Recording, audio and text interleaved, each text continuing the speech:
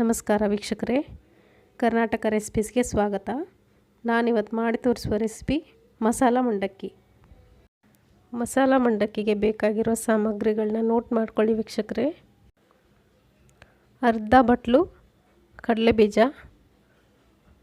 ಅಂದರೆ ಶೇಂಗಾ ಅರ್ಧ ಬಟ್ಲು ತೊಗೊಂಡಿದ್ದೀನಿ. ಅರ್ಧ ಬಟ್ಲು ಕಡಲೆ ಪಪ್ಪು ತೊಗೊಂಡಿದ್ದೀನಿ.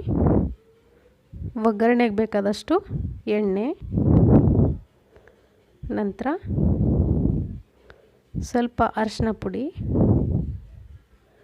ಅಚ್ಕಾರದ ಪುಡಿ, ಸ್ವಲ್ಪ ಉಪ್ಪು ರುಚಿಗೆ ತಕ್ಕಷ್ಟು, ಇಂಗು, ಕರಿಬೇವಿನ ಸೊಪ್ಪು ಒಂದು 4-5 ಎಸಳು, ಒಂದು 4-5 ಎಸಳು ಬೆಳ್ಳುಳ್ಳಿ, ನಂತರ ಒಂದು ಬೌಲ್ನಷ್ಟು ಮಂಡಕ್ಕಿ ತೊಗೊಂಡಿದ್ದೀನಿ.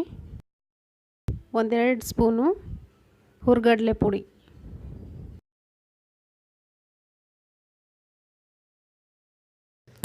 ಮೊದಲಿಗೆ ಒಂದು ಪಾತ್ರೆ ಬಿಸಿ ಇಟ್ಕೊಳ್ಳಿ.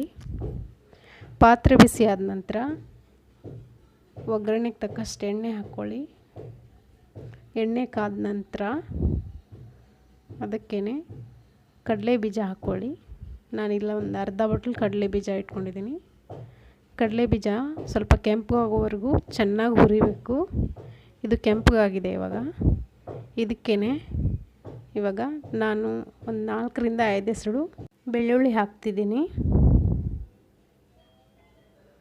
ಈ ಬೆಳ್ಳುಳ್ಳಿ ಕೂಡ ಅಷ್ಟೇ, ಬೆಳ್ಳುಳ್ಳಿನೂ ಸ್ವಲ್ಪ ಕೆಂಪಗಾಗೋವರೆಗೂ ಹುರಿಬೇಕು. ಇದಕ್ಕೇ ಕರಿಬೇವಿನ ಸೊಪ್ಪು ಹಾಕ್ತಾಯಿದ್ದೀನಿ. ಕರಿಬೇವಿನ ಸೊಪ್ಪು ಚಿಟ್ಗುಟ್ಟಿದ ನಂತರ ಒಂದು ಅರ್ಧ ಬಟ್ಲಷ್ಟು ಕಡಲೆಪಪ್ಪು ಹಾಕ್ತಾಯಿದ್ದೀನಿ. ಕಡಲೆಪಪ್ಪು ಹಾಕಿದ ನಂತರ ಜಾಸ್ತಿ ಹೊತ್ತು ಫ್ರೈ ಮಾಡಬಾರ್ದು.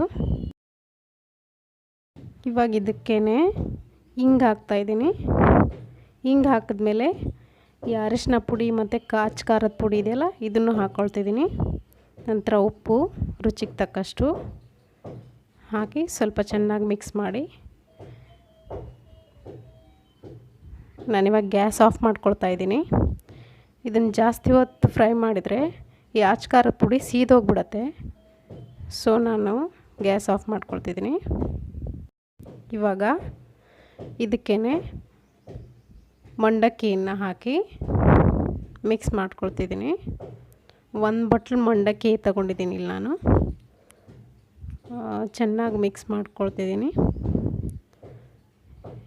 ಚೆನ್ನಾಗಿ ಮಿಕ್ಸ್ ಮಾಡ್ಕೊಂಡಾದ ನಂತರ ಇವಾಗ ಇದಕ್ಕೆ 1-2 ಟೇಬಲ್ ಸ್ಪೂನಷ್ಟು ಹುರ್ಗಡ್ಲೆ ಪೌಡ್ರ್ ಹಾಕಿ ಇನ್ನೊಂದು ಸರಿ ಚೆನ್ನಾಗಿ ಮಿಕ್ಸ್ ಮಾಡಿಕೊಂಡ್ರೆ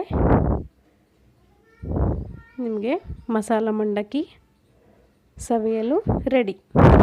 ಇದು ಈವ್ನಿಂಗ್ ಟೀ ಟೈಮ್ನಲ್ಲಿ ಏನಾದರೂ ತಿನ್ನೋಕ್ಕೆ ಬೇಕು ಅನಿಸಿದರೆ ಬೇಗ ಮಾಡಿಕೊಂಡು ತಿನ್ಬೋದು.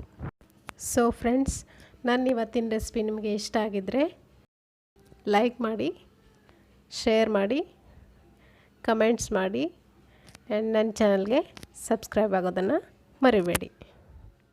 ಧನ್ಯವಾದ.